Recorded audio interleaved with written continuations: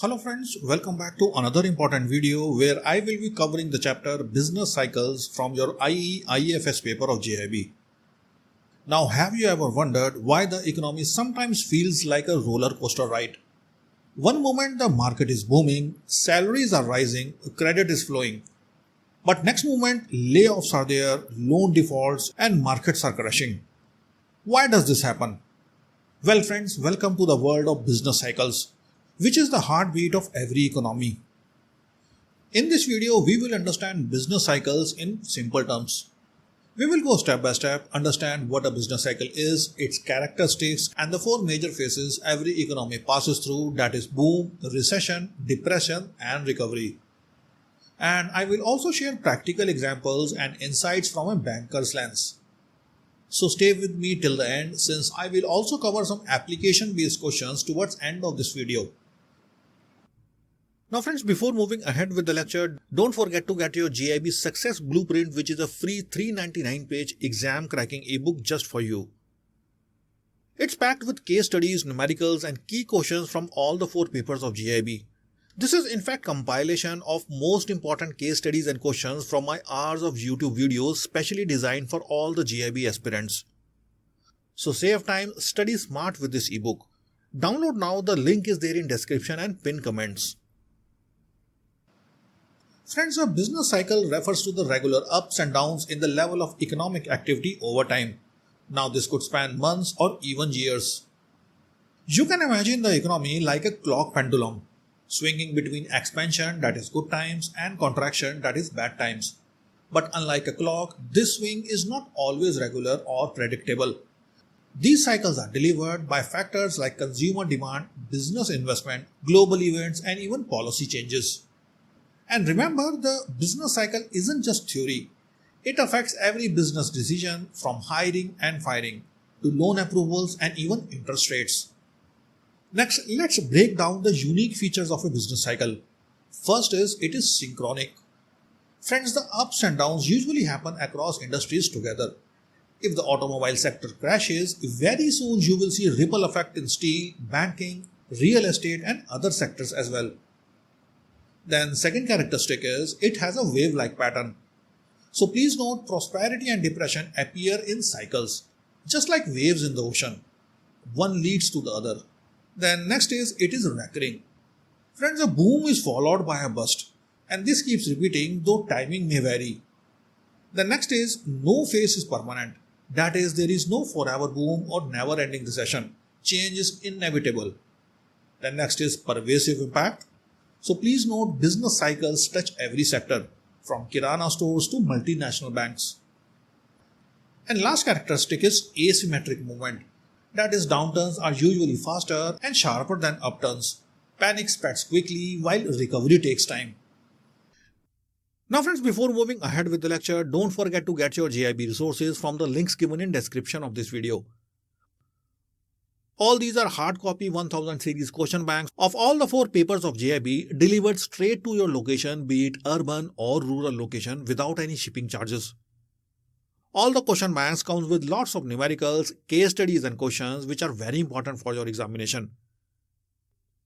With this material, you get comprehensive exam level question practice, and that makes you best prepared for your coming JAIIB examination. I update all these question banks after every exam, so always get updated editions. All the links are there in description of this video, so do get these amazing hard copy books after you finish this lecture. Now let's continue with our lecture. Next friends, this is the most crucial part of this lecture. As you can see, there are four phases in a business cycle. Let's walk through each phase one by one. And we will understand all these phases with focus on our banking and finance industry.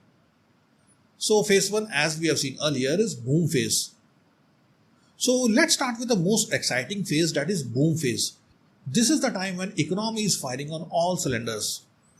In this phase, production is at full capacity, prices rise, so profits soar, salaries are high and jobs are in plenty, and lastly demand outpaces supply. So what does this mean for us in banking and finance? First of all, in this phase, credit growth is accelerated.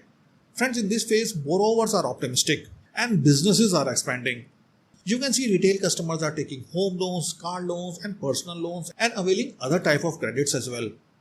Finally, banks are also aggressive in disbursing credit because payment capacity is very strong in this phase. Then next is asset prices soar. Friends, in this phase, stock markets hit new highs. And not only this, the real estate prices also boom. Banks can also earn through IPO funding, portfolio management and wealth advisory services. Then next is higher deposit and CASA growth. Friends, as income levels rise, people deposit more in banks. Thus, CASA of the banks grows, improving banks' profitability. And next is investment banking thrives.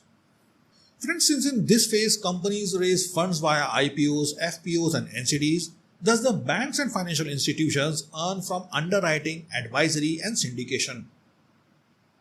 The next is credit risk looks low. Friends, it is usually seen that in this phase NPAs remains low and defaults are rare. Everyone appears credit worthy here. But this is where overlending risk creeps in due to over-optimism. Lastly, inflation and cost pressure starts building up. Please note, as demands outpaces supply, inflation rises.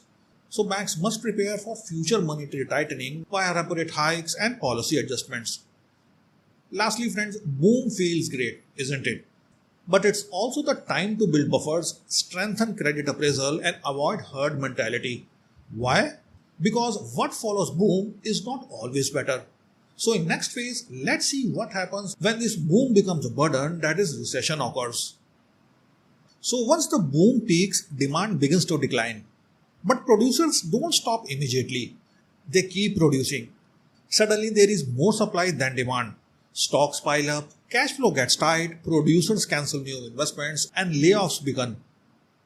So recession phase is marked by falling demand, prices cooling off, a rising unemployment and businesses postponing or cancelling expansion plans.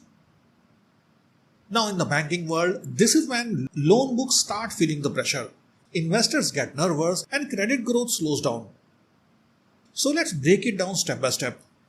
So first is, in this phase, demand for loans starts to fall.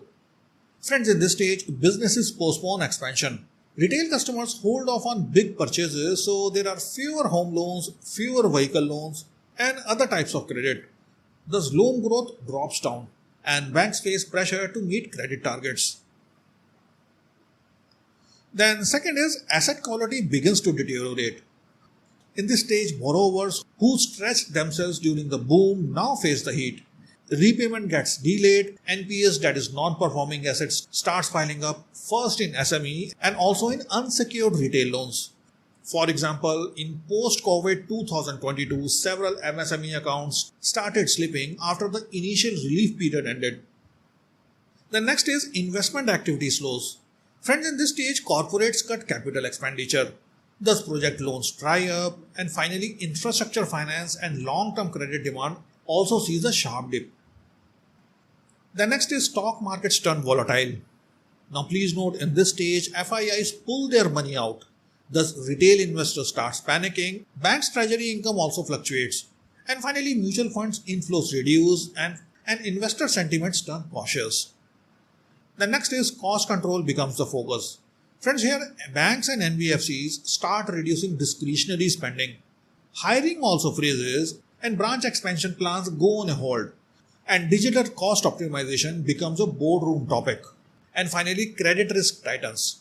Friends, underwriting becomes stricter in this phase. Thus, loan to value ratios are revised and banks also prefer secured lending over risky personal or SME loans. So friends, as you can see, recession is a warning bell. It separates prudent lenders from aggressive ones. This is the time for banks to clean up loan books, strengthen collections and restructure viable accounts and not to push fresh risky credit. And friends, if recession is not managed well, it leads us straight into the hardest phase, that is depression, which is next. So if a recession is not managed with timely fiscal or monetary action, the economy can spiral into somewhat more severe, which is known as depression phase. This is not just a slowdown, this is in fact an economic paralysis. This is in fact the most painful part of the cycle. And in this phase, you will notice massive unemployment, prices fall below production cost, Producers shut factories, credit dries up, and even basic consumption stops. In banking term in this phase, credit demands dries up, defaults shoot up, and banks enter survival mode. Let's understand what happens during this painful phase. First is credit activity hits a wall. Now in this phase, no one is borrowing, not because interest rates are high, but because confidence is low. Firms are shutting down, individuals are losing jobs, and repayment capacity collapses. Even if banks offer loans, customers are too cautious or financially weak to take them. Then second is massive loan defaults and credit losses. In this phase, existing borrowers start defaulting in large numbers. Even previously healthy accounts slip into SMA and NPA categories. Banks increase provision, balance sheets also get squeezed. Then next is liquidity is available but not utilized. Friends, ironically, central banks often infuse liquidity in this phase via lower CRR, repo cuts, but banks become ultra cautious here. Finally, credit doesn't reach the market because risk appetite vanishes. The next is stock market crash and investor wealth erodes. As you have seen, in this phase, market valuations hit rock bottom. Banking stocks often lead the fall due to rising NPAs. And mutual funds AUM also shrinks, unit-linked products also takes a hit. The next is collapse in investment banking and capital markets. Friends, during this phase, no IPOs, no bond issues, no FPOs takes place. Corporate advisory revenues also vanish. And banks with large investment banking arms suffer steep income drops. Lastly, banks take extreme measures.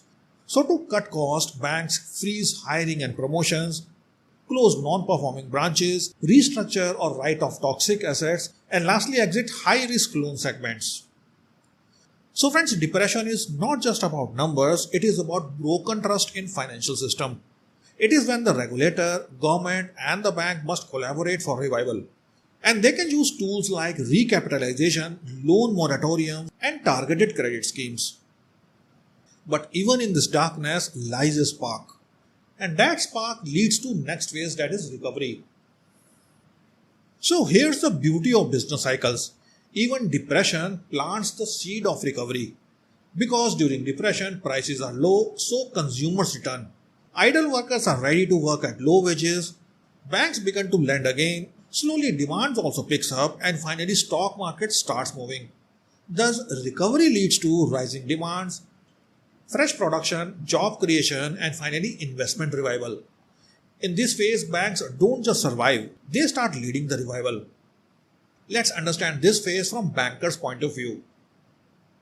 And the first is, in this phase, lending picks up. Friends, as you have seen, during depression, interest rates are at historic lows. So in revival phase, banks supported by central bank liquidity starts easing credit norms slightly. Targeted credit schemes for MSMEs, home buyers and priority sectors are also introduced.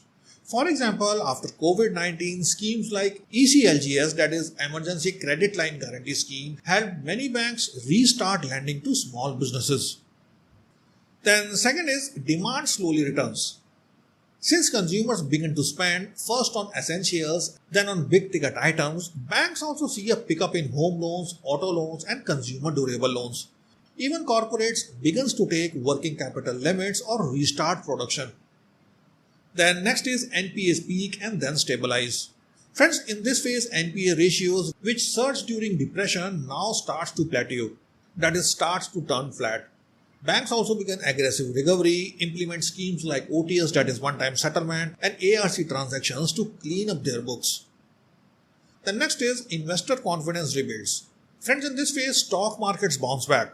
Banking stocks recover as profitability returns. Also, mutual fund inflows increase and IPO activity also cautiously returns. The next is deposit mobilization improves. So with income stabilizing, savings returns to banking system. Banks also get a better liquidity position, especially through low-cost CASA accounts. And finally, investment banking and wealth services reactivate. Friends, banks resume services like corporate advisory, loan syndication, and capital market deals. Wealth management teams of the bank also starts pinching products again, as risk appetite among HNIs also improves. So as you can see, the recovery phase is not just about growth.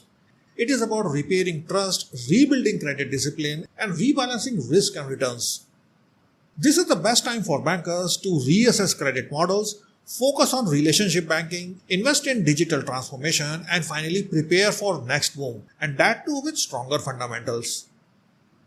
So friends, with this, I hope the theory part of business cycles is clear to you. Next, let's do some conceptual questions that will make the concepts crystal clear to you. And the first question is, during the recession phase of a business cycle, which of the following treasury strategies is most appropriate for a bank to adopt? And the options given are, first option is aggressively invest in long-term corporate bonds to lock in high returns. Then second option B is increase reliance on call money borrowings to fund fresh disbursals. Then third option C is maintain a higher proportion of investment in government securities and reduce credit duration. And last option D is increase the loan to deposit ratio to maximize income generation. Friends, as we have learned earlier that in the recession phase, credit risk rises, loan demand slows and default starts increasing.